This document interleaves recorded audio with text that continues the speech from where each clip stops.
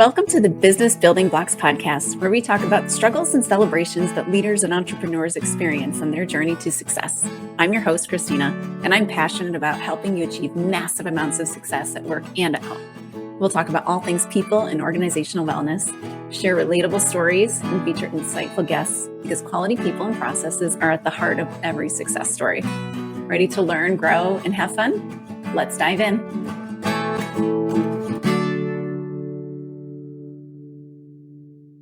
Hello, and welcome to the Business Building Blocks podcast. I'm your host, Kristina Schmitt. Today is episode 2 of our leadership model series. So last week we talked about the thoughts, feelings, behaviors, and results model. So this model is, I always say it's like the only model you'll ever need. However, these ones are also extremely helpful to keep in your brain, but everything is almost based on this concept of that we have thoughts and beliefs. We're going to feel some emotions about those thoughts and beliefs, and they're going to cause us to behave a certain way. And that behavior will result in a maybe certain result. And if we want to make changes in those results, the best thing we can do is change our thoughts. We can, white knuckle those behaviors sometimes, but sometimes those thoughts get in the way. And it's sometimes very even subconscious. So today we're going to talk about a model that I've always called the ABC model. And when I start talking about it, you're going to say, well, that's of course that. But when you start to really keep that in your mind, just like with all of these models, it is super helpful to keep these in your brain. When you keep this in your brain, and then you start to say, well, I'm not getting the results that I want. So again, our thoughts, feelings, behaviors, results.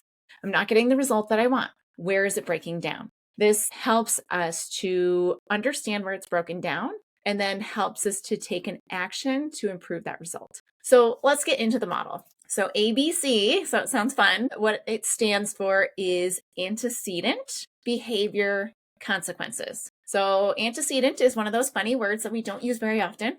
But once you get it in your brain, what it means, it's like, oh, yes, that word. So antecedent is actually the thing before. So it is in terms of when our own minds, it's those thoughts, or when we're talking about other people, it's the expectation we've set, the policy we've put in place, the rules we've set out. It's that thing that comes before the behavior. So it is the standard that they're expected or that we expect. So it's that expectation. So then once you've set this, now there are behaviors. There are observable and sometimes unobservable, but there are behaviors. So those are typically when we're in a leadership setting, you'll say, we've set the rule. Now I'm observing the behavior to see if people follow the rule. Now, if you've ever been anywhere, people don't just follow rules because we've told them to. Ultimately, it's the consequence or the C that makes them follow the rule. So when we're looking to enforce a rule or enforce a specific line of behaviors, which are essentially just the rules, us following the rules,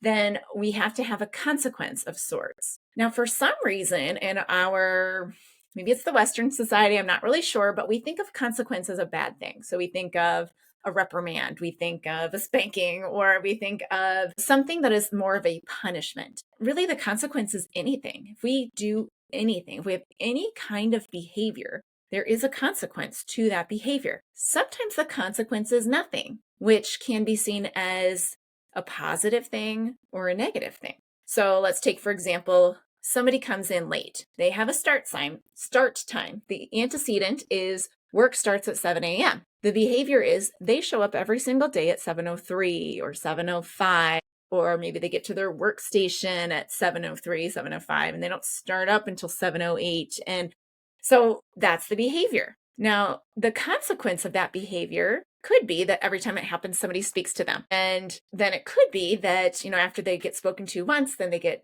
first written warning, second one, so they have repeated escalating consequences. But more often than we hope to see, what they get from that behavior is no consequence or nothing happens, which is now a benefit. So I can continue to stroll into my workstation and start it up late and nothing happens. So that's a positive consequence, which then reinforces the behavior that I am doing. And in the long term of it, actually undermines your antecedent, which again, if you've been around, if we continue to undermine our antecedents, or our rules or our expectations, well, then our expectations begin to mean nothing. Our yes doesn't mean yes. Our no doesn't mean no.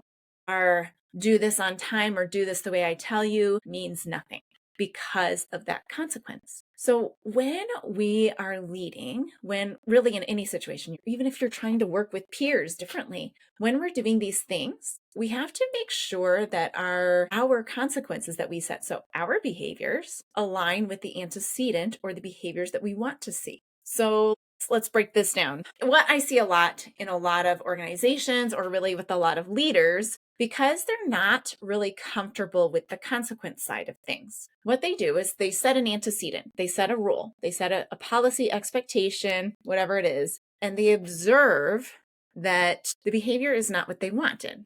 It's not what they expected. They expected people to, do A, then B, then C, then D. What they're seeing is that people are doing A, then C, then B, and then falling off and doing E, doing something else completely different. So they're seeing a different behavior than what they want. And then what they do is they reset the antecedent. They redo the rule or the expectation, either to meet the behavior that is actually happening or to something else in hopes that it'll work better for people. Well, there is a place for that. If we've set something and we've set it, we need to follow up with whatever the consequence is. Otherwise, we might as well not say it. We might as well say, do what you want and we'll go with it. The better way, if you're tending to go A, B, A, B, so I set an antecedent, I do a behavior, and then I redo my antecedent because the behaviors aren't meeting what I wanted. If you're tending to do that, your best bet and really the best change management activity is to bring the people in that are going to be doing the thing. So they're going to be following the rules or they're going to be following the process, and have them help you map it out. You give certain guidelines and metrics that need to be met, but you have them create it.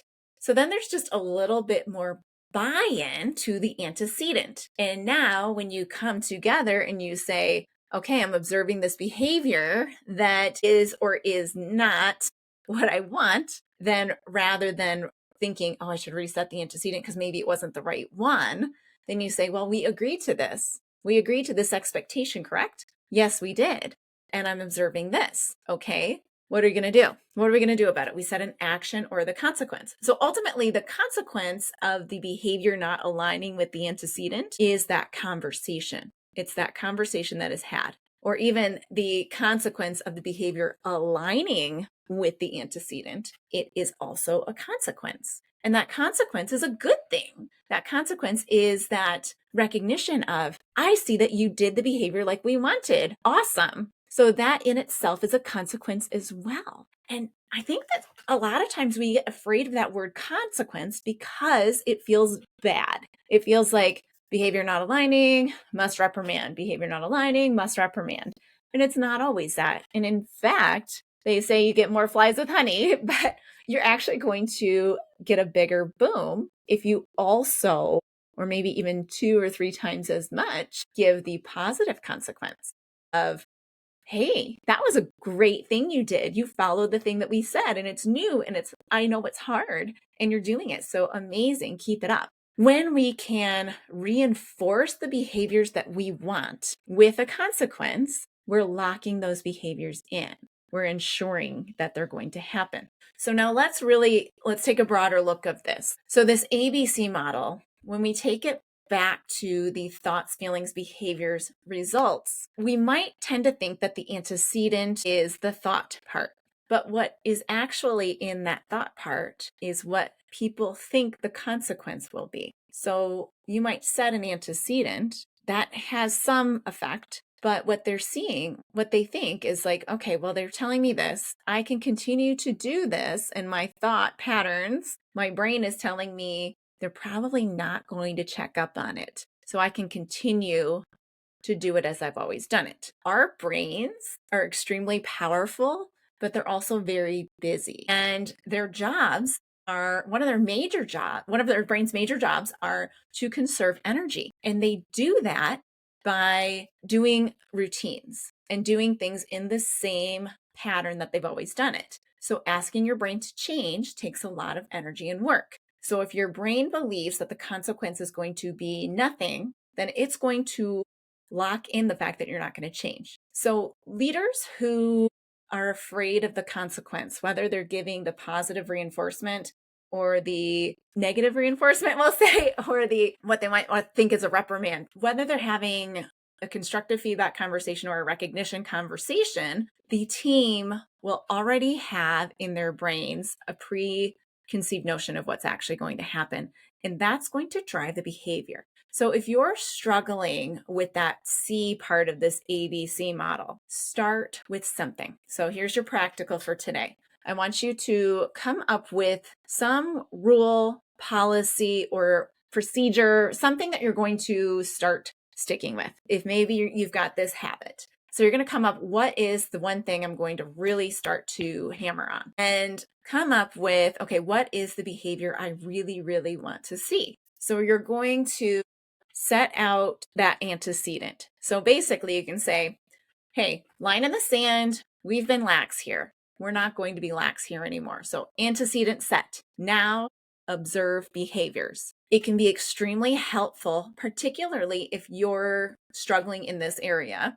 It can be extremely helpful for you to lock into your mind very specifically, what behaviors do I want? I want to see people following this policy. What is that going to look like? Okay, they're going to be sending an email at this time. They're going to be filling out this form at this time. They're going to be doing these things around these time frames. So what you're doing is you're locking into your mind where and when and kind of what people are going to be doing if they're doing it right. And now you can purposely look for that behavior. So you can look for the good things. You can say, hey, I'm observing you doing this correctly the way we said. Thank you for that. Awesome. Keep it up. Great example to everyone else. So now you've given them yay reinforcement for the consequence. And you can also look in your mind for the things that deviate from that. So maybe somebody should be at a certain place at a certain time and they're not there. So you can say, I observed you were not there when you should have been. What happened? So now you're starting to reinforce the behaviors you want and modify the behaviors you don't want. And that is in essence the consequences that we want to have for these behaviors. So very simple model and very powerful when we take a step back and we say, my job as a leader is to have consistent consequences and to stick to that align with my antecedents that I've set. Okay, we are not meant to be doing A, B, A, B, A, B, A, B. We are meant to do A, B, C, B, C, B, C, B, C, right? And that if we do that, then when we lay out an A, we may have to do less BC work as we get more consistent with it. Because again, when people think, so our thoughts, when those thoughts believe that either the consequence is going to be nothing or the consequence is going to be sporadic or unpredictable, that's going to change how they behave. So the unpredictable either says, no, they don't need it anyway. I might get yelled at once, but then it doesn't mean anything. Or it might put them into a state of unrest and unsettledness, which then now they're not going to act in their best bet, and they're not going to take risks. They're not going to problem solve proactively like we want them to, and they're probably not going to be achieving their best, because what we want people to feel is safe and safe enough to take a risk, that they're not going to get reprimanded or yelled at because the boss is having a bad day, but that they're going to be supported and educated and helped if they're struggling, or helped if they've done something that was a good positive risk and it maybe went awry, right? They're going to be rewarded for that risk because it was something we wanted them to do and then do better for us all in the long run. So again, this model, very straightforward, but very powerful, especially when we keep in mind that our BC routine needs to be consistent and it needs to be aligned with the antecedent. So if you enjoyed today's episode, please like it, share it with a friend, give them this quick win, this quick little practical thing that they can go away and they can go do and get their teams operating the way that they want them to. So I will see you on the next episode of the Business Building Blocks podcast. Thanks for tuning in to the Business Building Blocks podcast. If you enjoyed this episode, make sure to subscribe so you don't miss what's next. If you found value in our conversation, please leave a quick review, like, or share. It helps us reach more amazing listeners like you. For more resources and insights, visit KristinaSchmitt.ca, where you can find tools and support to empower your leadership journey. Thanks again for listening, and we'll see you in the next episode.